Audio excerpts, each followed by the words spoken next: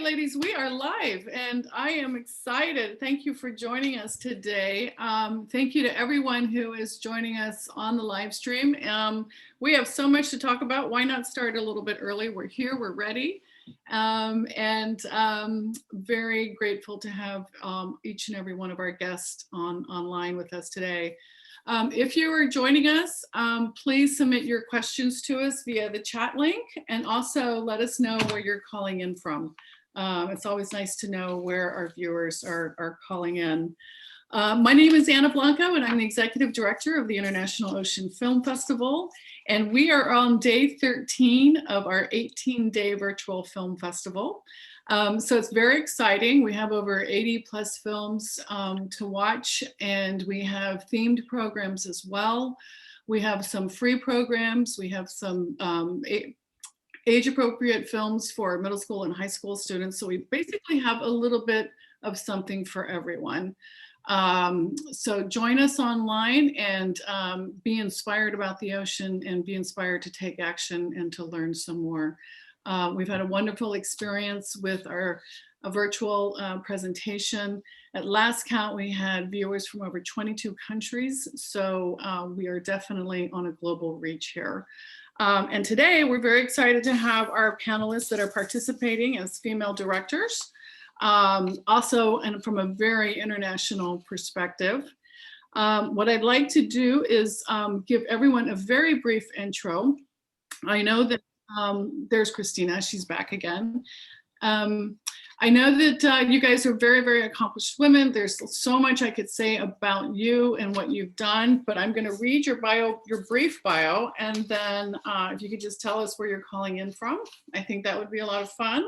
And then we'll go into our conversations because we really want to hear about you and what you're doing and the opportunities and challenges that you faced as women and female directors. So thank you again for joining us. I'm going to start with Christina Karliczek. Christina is an international award-winning director of photography and underwater filming specialist. She's filmed around the world for wildlife and expedition series for BBC, NDR, Docklights, Terra Mater, and National Geographic, both on land and in water. Sharks of the Icy North is her debut as producer-director. Welcome, Christina. And where are you joining us from today? Thank you. Thank you very much for being here with you all.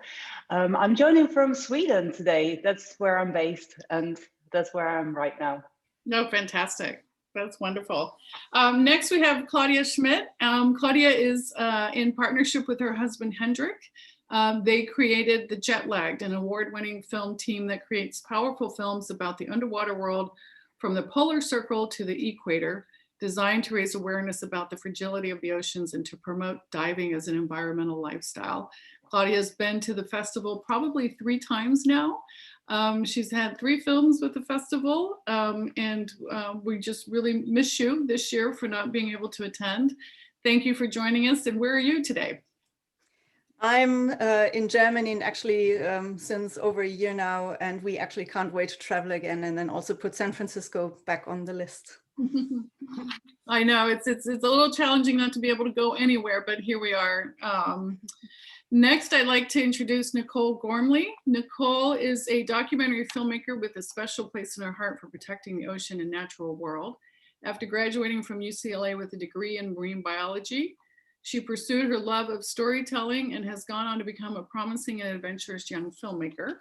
Her mission is simple: tell authentic, compelling stories that transcend images and inspire action. Thank you for being here, Nicole. And where are you joining us from? Thank you. I'm calling in from California in LA right now. Fantastic. Thank you so much. Next, we have Cristina Mittermeier. Cristina is the co-founder of Sea Legacy, which was created in 2014 as an organization that uses visual storytelling and photography to further the cause of ocean conservation. She's also the co-founder of Only One, and she was recognized in 2020 as our Ocean Champion of the International Ocean Film Festival for her work on ocean conservation. So welcome, Cristina, and where are you joining us from? Thank you, Anna, and thank you to everybody on this call. I'm starstruck. You ladies are awesome. I'm calling you from Cape Eleuthera in the Bahamas. I'm on board of the Sea Legacy One. We're on the first part of a journey around the world to tell stories and do ocean conservation work. And it's an honor being here. Thank you for having me. Thank you for, I think I'm envious. I wish I was in the Bahamas on a boat right now. We lost a sail this morning. That was not a lot of fun. So. Always an adventure when you're on a sailboat, right? Always, yeah. Well, good. So I want to put our conversation today into a little bit of context for everyone. There are a number of women directors in the film festival this year. As I said earlier, there are about 80 plus films. We added another 10 from our partners in Germany. But only a quarter of those films are listed as being done by female directors or women who are in partnerships with one or two other men. But that seems relatively low. It's a very low number if you ask me. But I'd also like to give out a shout out to the other 21 women who aren't on this call and to congratulate them for the work that they've done and for having the films in our film festival as well. This was the first year that we created a program that features films directed by women. There are 9 specific films in that program. They're all available virtually as part of the film festival. But I thought it would be interesting to start a conversation and hopefully do this every year. You know, to be able to be a female director is exciting and interesting and such a great opportunity for younger women. And we'd love to learn more about how you guys got started and hear about your opportunities and challenges that you've faced in your careers. So each of you have a film in the film festival, so thank you for that. And what I'd like to do is just go around the table, tell us a little bit about your film, what it's about, and then also any opportunities or challenges that you faced when making that particular film. So I think we're just going to start with Claudia and the jet lagged 360 Sea Plastic. Yeah, our film 360 Sea Plastic, it's a virtual reality film that we have in the festival this year. And it's a film about the impacts of plastic pollution on our planet, especially on the ocean, where most of the trash ends up at some point. And we're taking viewers not only to beautiful, pristine locations, but we're also immersing them in environments that are heavily affected by trash, by plastic trash. And with the film, we want to encourage people to rethink and reduce their plastic consumption.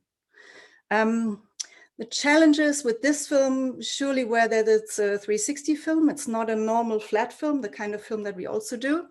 But filming with a 360 camera means that everything is in the picture. You cannot frame anything. So we had to get right in the middle of the action. We filmed on heavily polluted beaches. We had to dive in a plastic soup and even walk on a burning and rotting landfill on one of the islands. I hope it was worth it because the images, I think, are quite impressive. And by immersing the viewers in this environment, we hope to raise awareness about what's going on. And VR is a really great tool for that. It has a strong impact on the viewers. It creates a very strong emotional effect. And yeah. Mm-hmm. This is this year's film. Well, congratulations. And I know it's an interesting film. You were able to partner with Plastic Pollution Coalition. Yeah. And the actor Tim Robbins narrates your film. So that makes it adds another little interesting element to it. And I will say, you know, VR is very interesting. We had our first VR screening last year in 2019. And one comment that we had was from someone was, you know, they didn't know how to swim. They were never going to learn how to dive. And they said, you know, if it hadn't been for the VR experience, they would have never understood what was happening underneath the waterline. So that was a very interesting feedback and further enhances the need for more VR films. So thank you, Claudia. Let's move to Nicole. Tell us a little bit about your film, Lessons from Jeju. Yeah, I directed a short film called Lessons from Jeju, featuring a good friend of mine. Her name is Kimmy Warner. She's a spearfisher woman and also a chef, and she was a former spearfishing champion years ago. That's based in Hawaii, but we've been good friends for a while now. And she was pregnant with her first child at the age of like 39, and we ended up going out to Jeju Island off of South Korea to meet with some of the Haenyeo, which is basically it's this culture of women, a free diving kind of collective of women that harvest their own food. It's been traditionally a matriarchal society of women divers that have been doing it for thousands of years. And yeah, they harvest seaweed and conch sails and all these different kind of shellfish, and they are the main kind of breadwinners. They've historically kind of been like the first working class moms in Korea and Asia. There's also similar kind of culture in Japan called the ama. But yeah, they're amazing. So basically these women, because the job is quite difficult and like artist work, a lot of the younger women don't want to do it. You know, kind of since they started diving, the industry has changed in more of a tourism direction. So a lot of the younger generation are finding other jobs. And so you have this kind of last generation. They're not truly the last generation, but kind of when they were at their prime, of ladies that are in their like 70s or so still diving. And there's still some young women kind of carrying on the tradition, but they're doing it more out of choice rather than necessity. And so my friend Kimmy went out to go meet with the Haenyeo and learn from them how they balance being a mom and also being a diver. But also for us, it was just really cool to get some insight to them as women, and not just kind of these like, I had seen so much about the Haenyeo before. They're kind of recognized from the United Nations as a culturally preserved I don't know how to say it, but they're culturally recognized by the UN, so they get lots of tourism and represent, or their images are known. But for me, it was really cool just to meet a few of them and kind of really meet them as individuals. Yeah, so that's what our film ended up being about, was a short film about that. Well, it's fascinating because we've had a few films, but yours was to see it from Kimmy's perspective was really, really fun. That was really special because we've seen her also in other films as well. So that's nice. Yeah, I kind of lost my train of thought there, but that's what I was saying, was I was so interested in the intersection of the two of them. When she was pregnant, so many of what she was going through about her fears of being a mom and how to balance being a mom and also being a diver is a lot of what I was going through. So to do that process through meeting the Haenyeo was a really cool one. So that's what the film was. Well, thank you. Cristina Mittermeier, I'm going to have to use your last name or I'll just call you Mitty. Tell us about Echoes in the Arctic, which I absolutely love. I love orcas. Tell us a little bit more about that film. Thank you. And can I first say that I'm so jealous, Nicole, that you got to spend time with the Haenyeo, and I love Kimmy. I am very, very jealous. Yeah, amazing. That's in my bucket list. Anyway, Echoes in the Arctic was a long film in the making, because it started with a National Geographic assignment that Paul Nicklin, my partner, and I did way back in 2016. And it was just a natural history thing, behavior, orcas, humpbacks. But while we were in Lofoten in Norway, we realized that there was a danger looming. There were plans and a lot of buzz, the communities talking about the potential for opening these incredible fjords to oil drilling. And here we were, surrounded by 1,000 orcas, 500 humpbacks, these enormous schools of fish, and thinking, how easily would it be to devastate all of that? Not even with oil drilling, just the sonar sounding to do oil exploration would be devastating. So we partner with a local group of young people, the Conservative Youth Party in Norway. They were demanding that there was legislation created to consider not drilling everywhere in Norway. Norway, as you know, is a petrostate. They're the only petrostate that actually works. Everybody gets a check from the oil companies, and they have a lot of money. They don't really need to drill everywhere. So the story was a way of connecting what's happening underneath the surface of the ocean It is a very challenging environment to even do tourism. It's cold water. The sun doesn't come out, for a long time every day. At the heart of winter, Christina can tell us it only comes out about 12 minutes a day. So it's dark, it's cold, it's big seas, the Norwegian fjords. And it was a challenging film to make. Andy Maser partnered with us. He was a filmmaker, and he and his partner, his then partner, I think they broke up, co-directed it, and I directed the conservation effort attached to it. And it is that conservation effort, which was a huge success, that's worth talking about. Mm-hmm. Because the ethos of Sea Legacy is that every piece of content we create is attached to an action that people can take as they watch the film. And so we built a technology platform called Only One, where we can distribute this content and people can take actions. And so we put out a petition, and it was signed, I forget by how many hundreds of thousands of people. And we helped this youth party in Norway win the legislation to put a moratorium on oil drilling, which is a big success.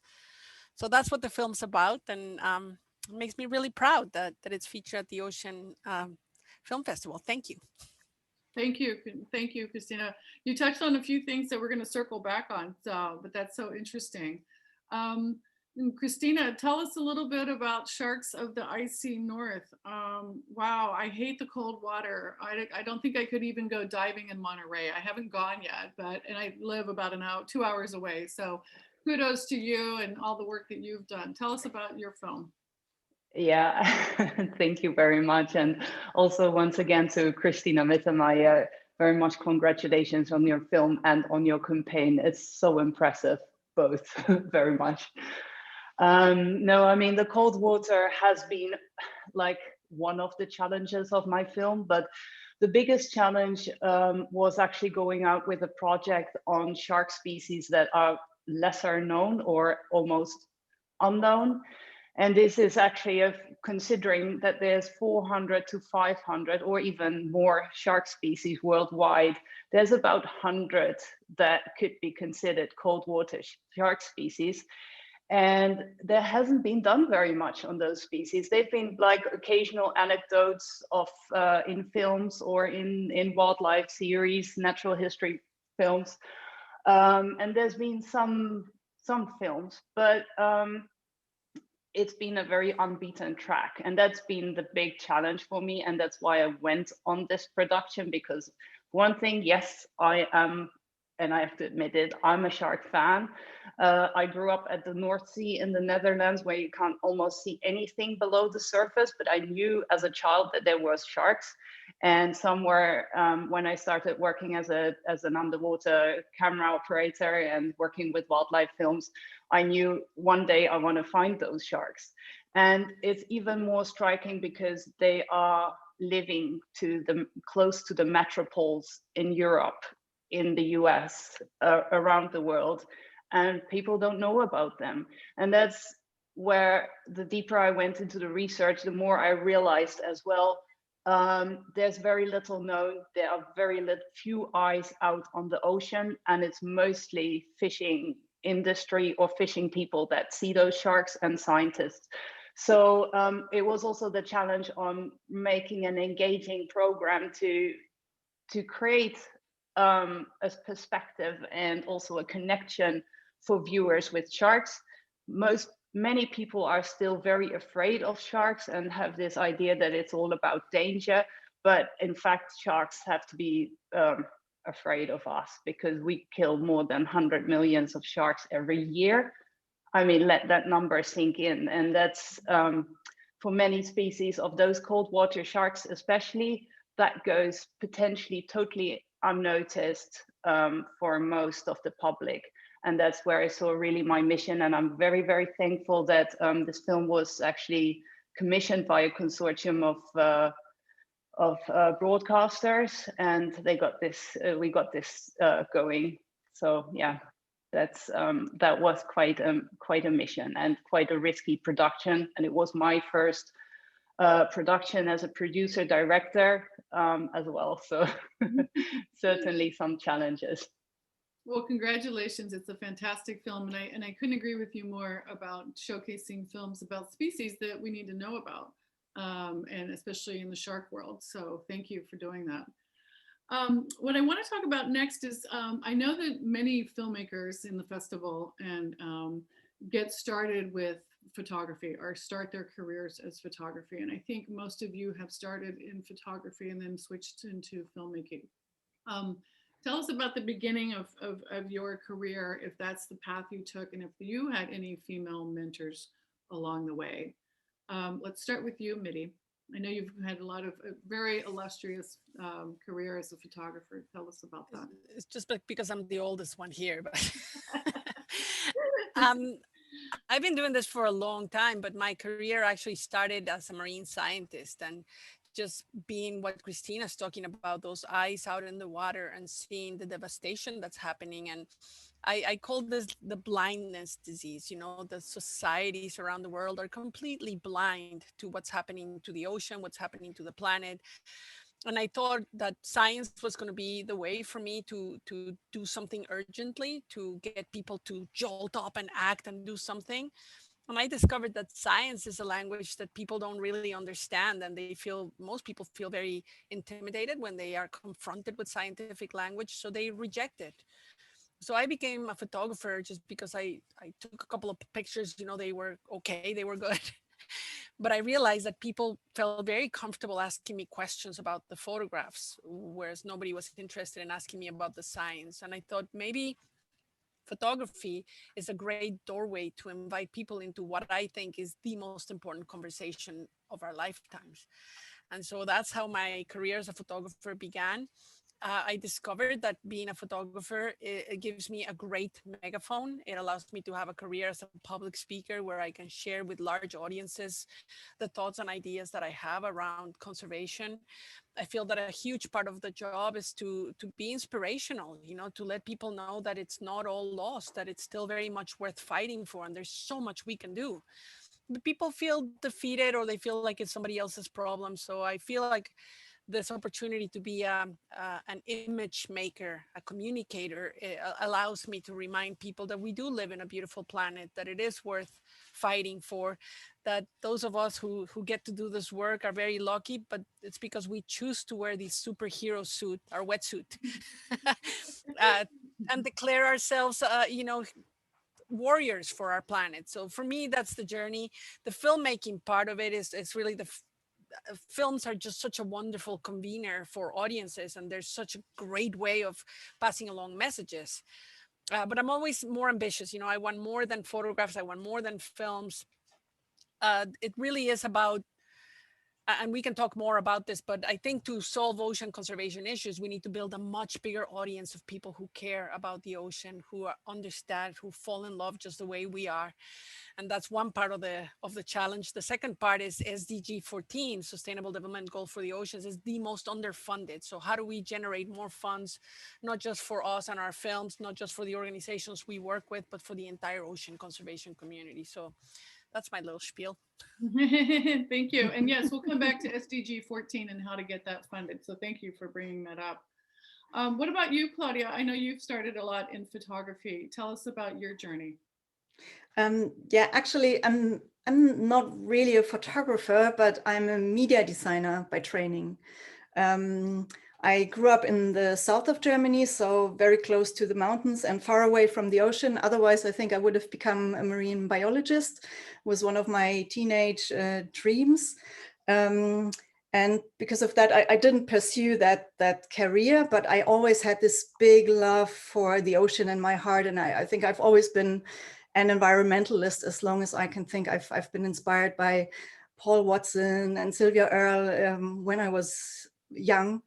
I think I lost track a little bit of that path when I moved to Berlin in my 20s. But shortly after, I learned diving, and then it all came back together like the pieces of a puzzle, really. I also have to say that I think I had the bonus that my partner Hendrik, he's always been a filmmaker. So we have a house full of cameras. We always had lots of cameras there. So it was only natural that at some point we started to bring filming equipment with us. And that was actually when I found out that I really love underwater filming. I love finding all these amazing creatures in the ocean and capturing their incredible behaviors and all these little critters. But I mean, of course, with the diving, with the traveling to many different places, we saw what's happening in our ocean, and we saw massive coral bleaching with our own eyes, plastic pollution in the most remote places, overfishing. Some places there's hardly any fish left to film. So we couldn't help it. It wasn't really a decision. It was just what happened, that we decided we have to use our skills, our mindset to tell all these stories, of course, about the beauty of the ocean, but also about its destruction. And then also tell stories about the people who are out there making a difference every single day in small NGOs, for example. And that's what it's really about for me. Make films that spread the message about what we all have to do, what we all can do and need to do to save the ocean. So I love your passion and all of your passion for the ocean and for the ecosystems and the animals that are in it. I want to move over a little bit and talk about what it's like to be women in science specifically. You know, it's a male-dominated space. And how have you negotiated this bias? What have you done to make yourself shine as a female director or a female filmmaker in this space, which is, you know, mostly men? Is there anything special that you've had to do or anything that you've learned to do to make yourself stand out? Nicole, how about you?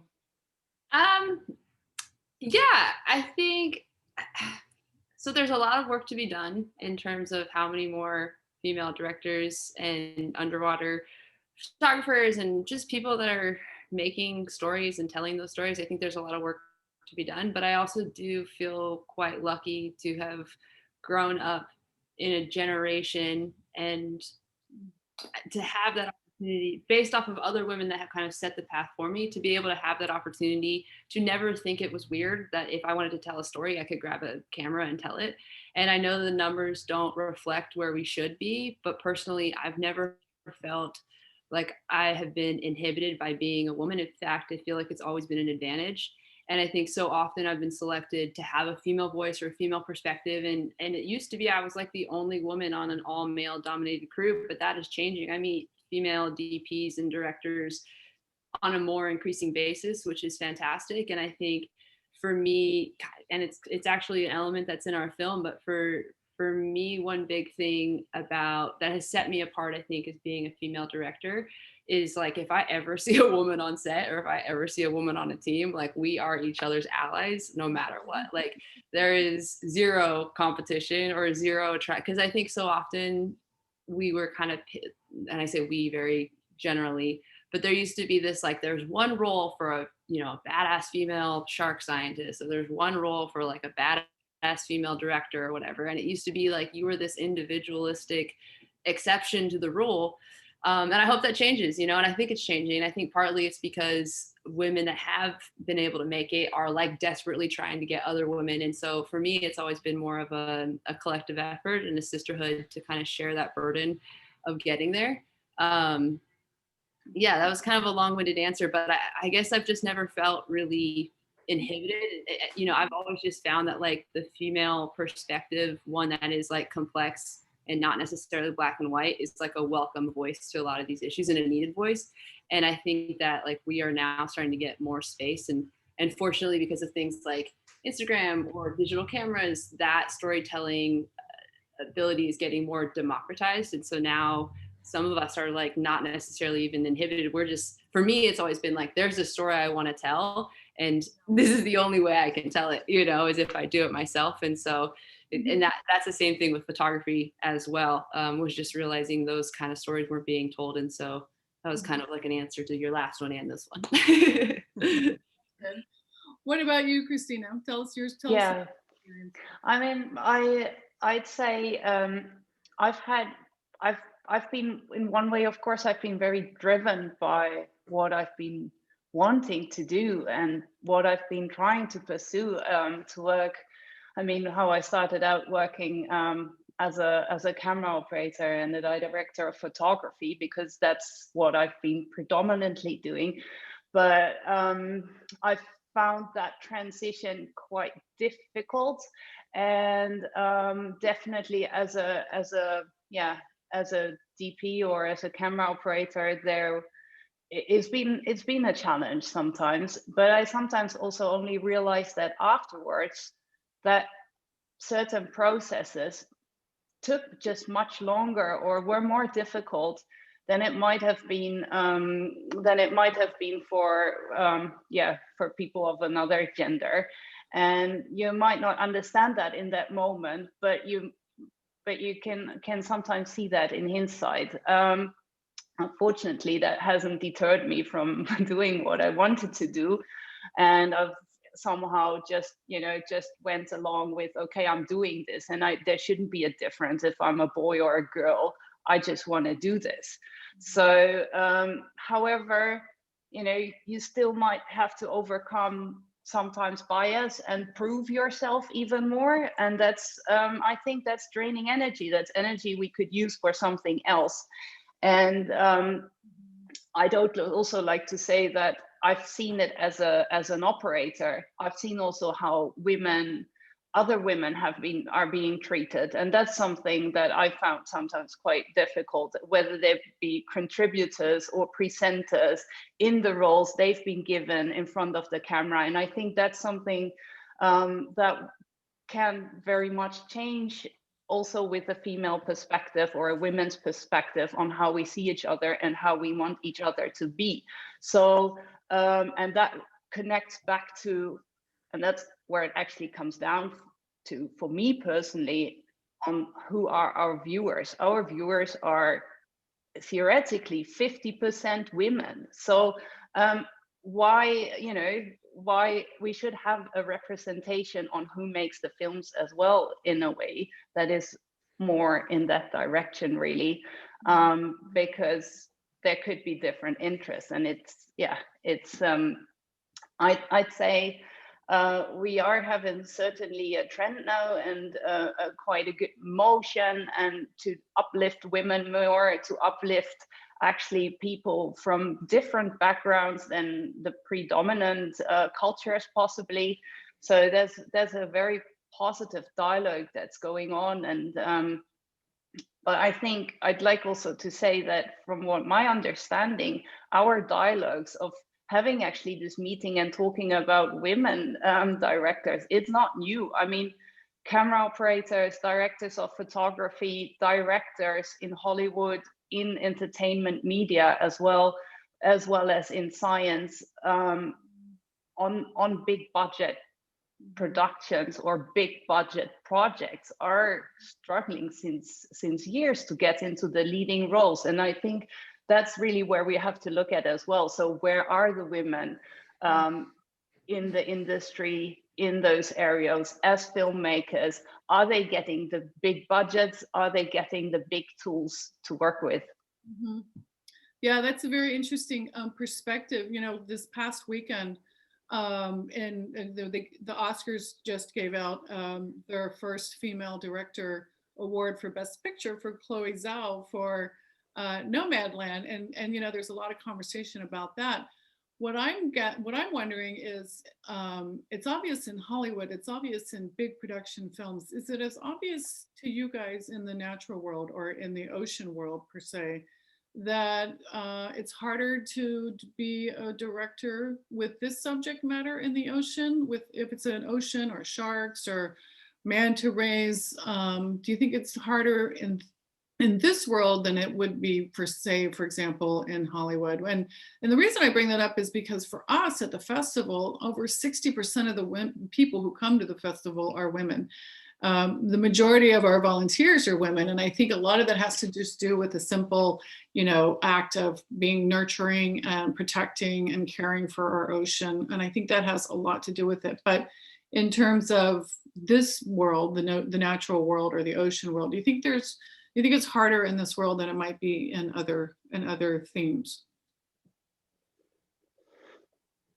Anybody? Yeah, I mean, I can say I'm not muted. Yes. So I don't think it's particularly more difficult by gender such. No, I just think it might be still the repercussions of development over the last decades, basically, of making it. I mean, there have been just less women heroes, really, that have been visible, that have inspired children, that have inspired girls like me to go out and, you know, do the stuff I'm doing. I mean, women are, I mean, it's not, you know, have been often in sort of just the side roles, just the extras a little bit. So on those kind of productions, and also it is, I mean, it is, to be fair, I mean, it is a tough environment to be working in. I mean, you'll be out traveling probably a lot of your times. It comes with a whole lot of other social components that make this job quite tough. Plus the background, I think that girls are still and have been raised differently from men in past decades, really, on what they aim for when they look at their professional career and how they plan their professional careers. So I think that's just an effect we're still seeing, and I don't really think it's that different from Hollywood, actually.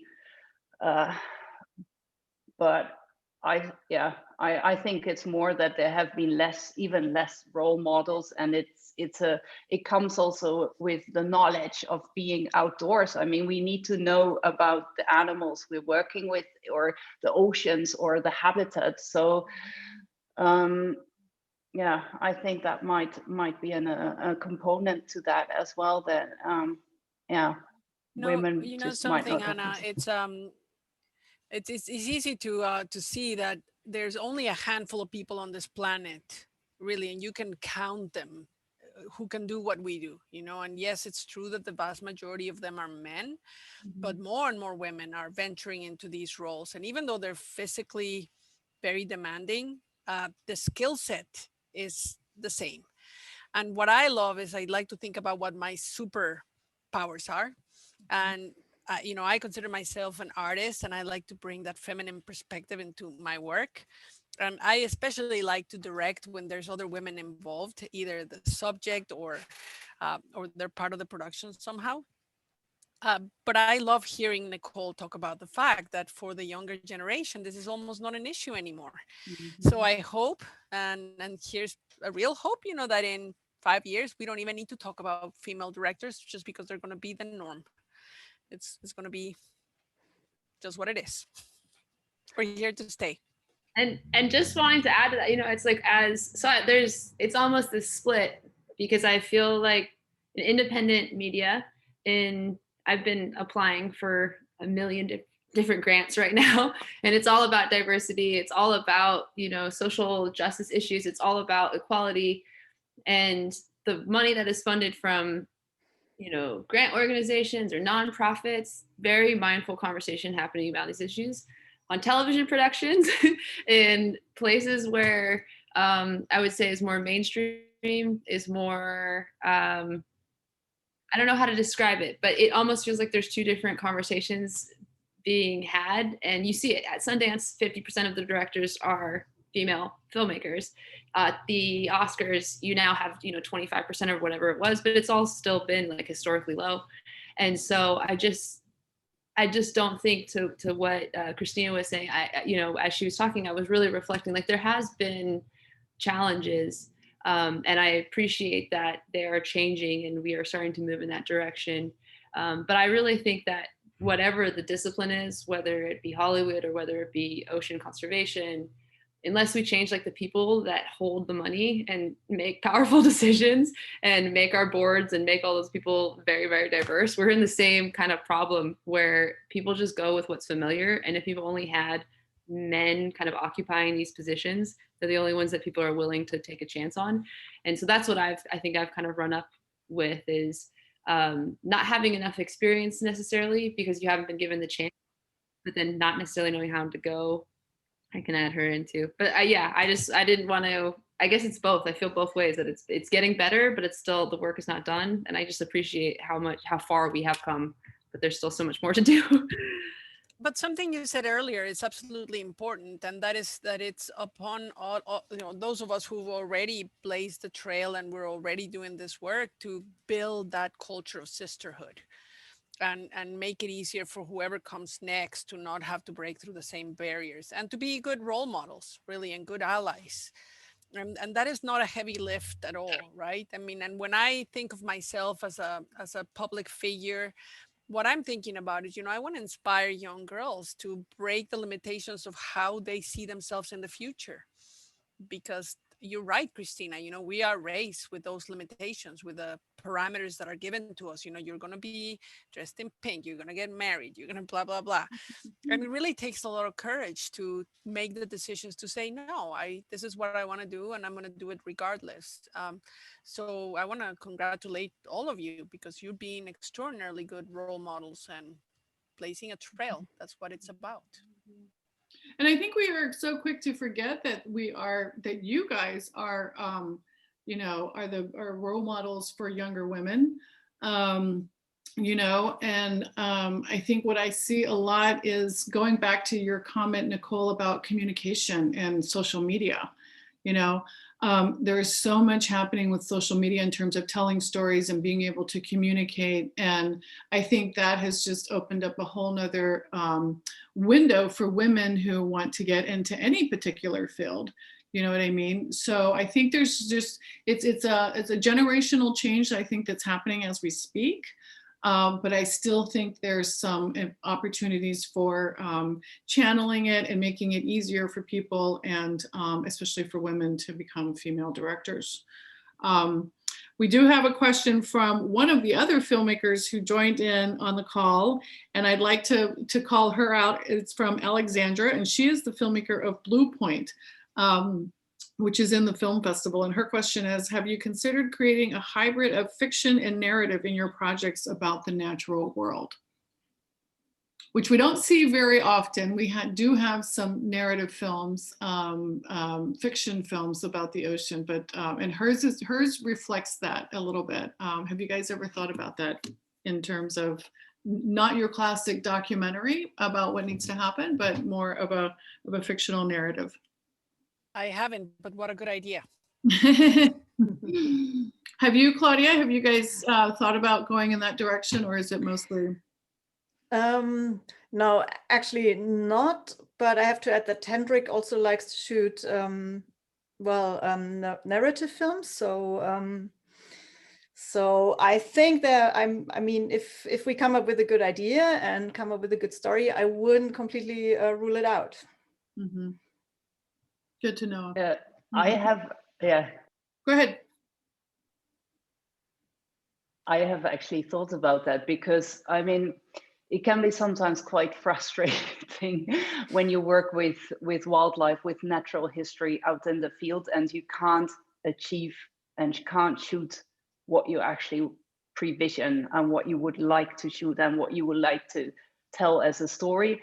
And that can be quite frustrating, I find personally. So I have actually thought about writing a script that is a crossover, a scripted documentary, basically, just to tell stories and use the narrative really to tell the story, but still place it in the natural world. Yes. So I have an understanding for that kind of thought. Nicole, did you want to add to that? Yeah, I was just gonna quickly say, for me, it's, yes, I would definitely be interested in it. I think all of us seem to have the same goal of ocean conservation and using our voices to be able to actually change the world. And I think that is just an incredible tool to be able to do that. So for me, it's less about not doing something or doing something, but more that if it makes sense for good storytelling, and if it could make a bigger impact, maybe in a narrative structure than in a doc form, that would definitely be enticing, because I think if it achieves the goal better than trying to kill yourself over trying to do it, it might be worthwhile to take that approach. So we have another question from the audience that I wanted to share, and I think it's from a woman, Serena, in New York. How do I begin working in underwater filmmaking? Where can I find opportunities to get involved with something like this? Oof, it's such a tough one. I always say start by becoming a really accomplished diver and a really accomplished water person, because job number one is not drowning. Everything else becomes easy after that. Anybody else? What do you think, Claudia? Yeah, I totally agree on that. Becoming a diver, a good diver first, and then if you want to take a camera, first learn how to operate your camera on land, like know it inside out before even taking it underwater. It makes your life so much easier and far less frustrating. Yeah. Mm-hmm. Christina, what were you going to say? Yeah, I mean, I think it's a good option to work as an assistant for a little while and really get accustomed to the processes. You will learn a lot as well about just being out in the ocean and basically some procedures, safety protocols, and also how to approach wildlife. And that's another point. I think if you want to work as an underwater camera operator with animals, you also have to learn or have to have the skill how to approach wildlife, how to basically survive in the marine environment. So not just being a good diver, but just to basically survival skills is important too. Mm-hmm. Exactly. Another question that we had from an audience member is, I think one of the most obvious ones, but how do you balance family and kids with your filmmaking career and having to travel as much as you do, since all of you have worked in foreign countries and traveled to some very interesting and exotic places to do your filmmaking? I'm just going to say I'm very, very excited about these answers, because for me, it is never straight. It's a continual learning process. Well, I'm out, no kids, and I work with my partner. So for me, it's fairly easy. Christina? Yes. Well, I mean, you know, I'm doing what I'm doing. I have kids. It meant restructuring some things in my life to make it possible. In my case, it's possible because I live in a country that has a very long culture and a long political orientation on supporting full-time working parents. That is, I think, something that makes it very possible for me, and is, yeah, if you live in a culture where no one really gives you weird looks because you're going back to work after 3 months after your child is born, or because if your partner can take the parental leave for a year and gets paid 80% of your salary, that's a very different situation to be having kids in, I think, than in a lot of other places in the world. So plus, in my case, I can go out because my partner is taking a 50% or even more role as a parent. So, you know, we really share this, and I wouldn't really think how it could be possible otherwise. But yeah, I can speak from the perspective of I have done it. So today is my son's 29th birthday, my oldest one. Aw, happy birthday. And I have to say, it was always a tremendous sacrifice. I spent 15 years at home raising children, dreaming about this thing that I was going to do, and kind of getting ready for the moment I was able to say my kids have fledged and I can go. To start doing it. So I got a lot of skills prepared because I didn't want the door to close completely on me while I was a mom stuck in the playground. And then I surrounded myself with friends and family who were willing to help me, who were willing to be the village that raises these children. And the most important thing that I did is I forgave myself for the times that I was absent. I was not beating myself up because I wanted to have this life and this career and thinking that my kids were going to somehow be damaged or hate me, because neither one of those things happened. They're terrific. They're amazing, balanced individuals. They're very grateful for what I do. So just do it.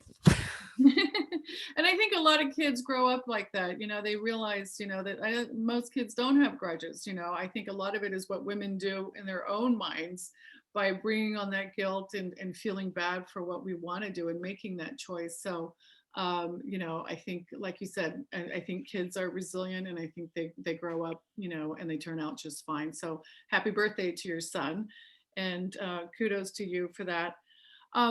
I'd like to go back. Go ahead, Christina. Sorry, I mean, it is. I think we're also seeing on how does it look the other way around? How does it look for the fathers? I mean, I think there's a growing number of fathers that probably doesn't want to be away from their children like most of their lives while the kids are growing up. But this is something that isn't really, or hasn't been questioned very much. I mean, it's been kind of accepted as the norm that you go away if your job calls you, and okay, then kids have a father that's away quite a lot of times.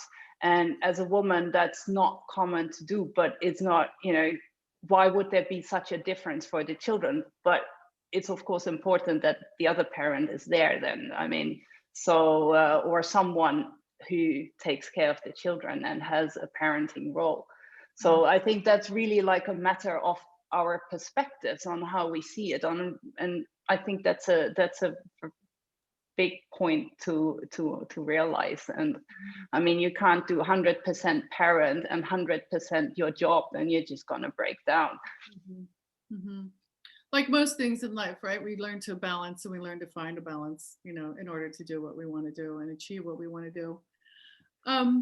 I'd like to take a few minutes and talk about films and the films that you guys have worked on, and just choosing films that have an impact and have a call to action, in terms of getting people to sign legislation, to get their representatives to enact legislation, to sign petitions. That's so much of what we do here in the film festival, is to try to find films that are going to encourage people to take some form of action. Is that a priority for you in your films? And what's been your experience with films that have been successful in doing that? Claudia, how about you? I'm curious about your 360s and See Plastic and its impact. Yeah. Well, for me, it's definitely a big factor, making films with a message. Because I think the time to just make beautiful films, it's almost over. I mean, of course, those films are important too, because they get people fascinated with the sea. They spark love for the underwater worlds. But what I've experienced in my time as a filmmaker is that it's getting harder and harder to find these pristine environments that are not impacted yet by human activities. And it's also getting harder finding certain marine species because they're disappearing. So I definitely get the feeling sometimes that our time is running out. And that's why we focus so much on conservation films. 360 See Plastic goes definitely exactly in that direction, because it shows what plastic pollution is doing to our planet and the oceans. Unfortunately, it came out with a pandemic already taking over. So the power of VR, of 360 films, is actually out with the people. So we've set up a lot of screenings where people can put on VR headsets and they're really immersed in this film, really in this environment. Of course, that wasn't really possible now during this whole Corona pandemic going on. So I hope that there were just a lot of people out there watching the film by themselves. And maybe a lot of people have these headsets nowadays at home. And we definitely hope to catch up with some public screenings with this film. Mm-hmm. Exciting. What about you, Mitty? And tell us about some of your call to actions that you have on your films. Yeah, I think it's important to go back to Paul and I. decided to leave National Geographic at the peak of our career there because we felt that there was not enough follow-up or impact, that it's not enough to put a piece of information out in the ethernet, you know, and hope that people will take action somehow. So we started Sea Legacy, and in the beginning it was all about, you know, having a larger social media, getting a bigger audience. And people were really, really reacting to the personal stories of what it feels like to do the work that we do. I mean, are you scared of the humanity of it all? But in 2017, we put out in social media a short video of a polar bear that was starving. And it went viral. Over a period of a couple of weeks, 2.5 billion people saw this film. It was a very short little vignette, like a 1-minute thing. And with that came the realization that a lot of people were really upset. They were feeling devastated at the emotions that this little video created. And we hadn't really provided a call to action. And so that's when we set out to build this technology, only one. And we wanted to be a hub for distribution for these types of films. We wanted to be a common utility that's in service of the entire ocean conservation community, filmmakers, NGOs, scientists, wave makers, because it's so difficult to get distribution for our films. If it's not in the film festivals, then it's in the internet somewhere. And the way that we built it, we actually worked with a technology team that built the change.org capacity within the technology tool. So we know when somebody signs one of our petitions, who that person is, what they're interested in. We're able to follow up with those people, tell them how the story is going, give them updates. But we also invite people to invest in restoration projects or to donate to initiatives. And so, you know, I remember watching Chasing Coral, Jeff Orlowski's brilliant film. And at the end of the film, I felt so depressed. I'm like, we're screwed, you know? Mm-hmm. If you don't give people an opportunity to take action when the hero needs them to act, I think we do more damage than good. So that's how we created Only One. And I want to invite all of you, please get in touch with us. We would love to feature some of these films. We would love to provide, you know, that link to an action that we can quantify and that we can actually, you know, act upon. Mm-hmm. Thank you. Thank you for that. Cristina, did you want to add to that? Yeah, I mean, your work is very impressive, Mitty, and all of you. It's Only one. A long time. Sea Legacy. Thank you, Cristina. And I can only say that it's something I'm reflecting about a lot on, you know, how much can our audiences absorb in what is happening right now on, you know, we see a lot of changes that are, and we know that actually there's an alert everywhere. And how do we handle this? And how do we not get into a total passive reaction actually? So, and how many films can we basically take on, okay, well, you know, there's something bad going on, and basically we have a major crisis that isn't being addressed. So I'm thinking more on how we can actually change the narrative, and the narrative on what's the normal for all of us, on what our normal relationship is towards the natural world and the world we are actually dependent on. And I think that for me, more what I'd like to pursue is it is our dependency on this planet. It's our dependency on animal species. It's not just about, wow, I'm just a shark lover and I love sharks and I think dolphins are beautiful.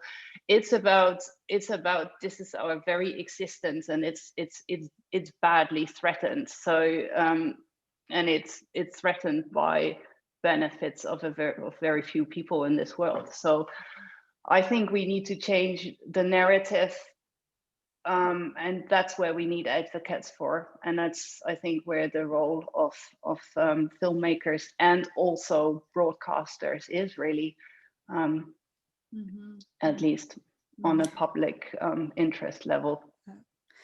Yeah, Cristina, you know, a huge part of it, and go ahead. No, it's fine.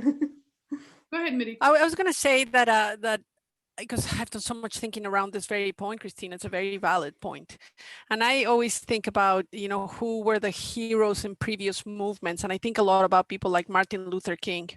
And he didn't start the speech by saying, I have a nightmare.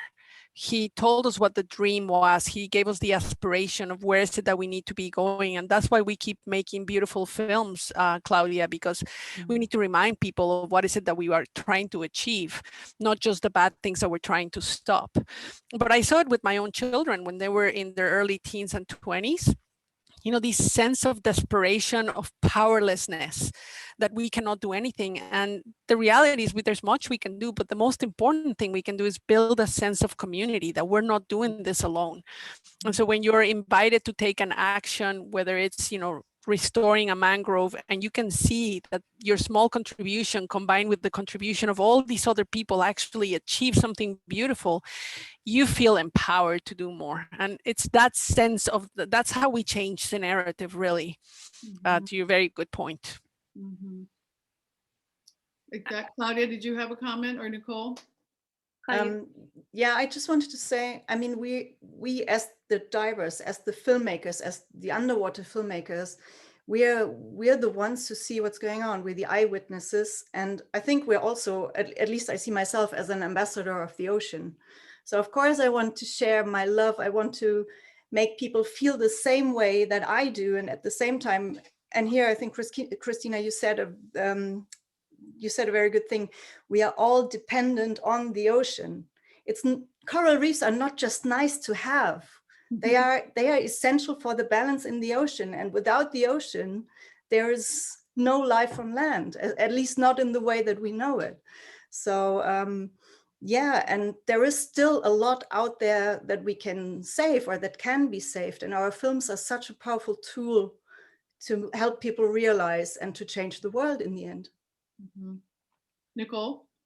Yeah, I was just gonna say that I'm hugely inspired by what everyone is saying, and that, I mean, impact, to just very specifically to your question, impact is critical. I think that's the reason why we all do these films, to actually make a difference. But something that really resonated with me with what Cristina was saying was that I think a lot of my work has been processing and questioning our natural relationship to the natural world and how out of whack we are. I think if you travel and you meet people from developing countries or indigenous communities, or you see how people have lived in sync with nature for millennia, and then you come into a city like where I'm at right now in LA, and you just realize you're faced with a million wrong, convenient decisions. Everything that's going to have an impact, from choosing one burger over drinking one certain, like everything you choose has an impact on our natural world. And that's the way that most people interface with it. And it can seem very overwhelming when you realize that you are surrounded by a system that is jeopardizing everything that you love. And so I think for me, impact and getting people to sign petitions has been hugely important. But a big part of my work has been to really get people to question that how we are living is out of sync with the way that we need to be living. And if we can't kind of recognize that the system that we have is really creating something that is unwinnable, like we need to fix the system. And the only way to do that is to be able to work together. And so I think that there's lots of different ways to do it, but I go back and forth, and it sounds like we have the same dilemma of, is it more petition focused towards the end, or is it creating these films, and they go hand in hand. But yeah, with Chasing Coral to me, with Jeff Orlowski, he's created this entire impact team since that film. And I think that's been a film that I constantly reference, in the sense that they've created all this different curriculum and outreach, and really figuring out ways to utilize and leverage these films to make a difference. But then at the same time,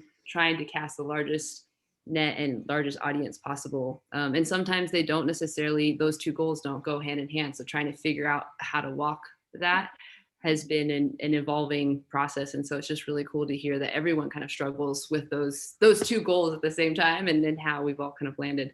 But yeah. Not to forget, Yeah, Nicole, that all of that costs a ton of money, and it's so difficult to raise that money for the impact, for the filmmaking. It's a challenge. It's a very big challenge, you know, and I wanted to circle back to the fact that, you know, for us as a film festival, you know, we provide the platform for your films and for your conversations. We also you know, we create that community of people who are inspired by your films and inspired to take action, but also inspired just by the beauty of the ocean and how we engage with it. So there's a lot of stories out there that are simply about surfing or about sailing or about, you know, an individual who is impacted by the ocean. So there's a lot of variety in terms of what film is communicating specifically about the ocean. So there are the needs for the petitions and getting people engaged and taking action. And there's also the pleasure of the ocean that we find in the ocean. And they go hand in hand in terms of,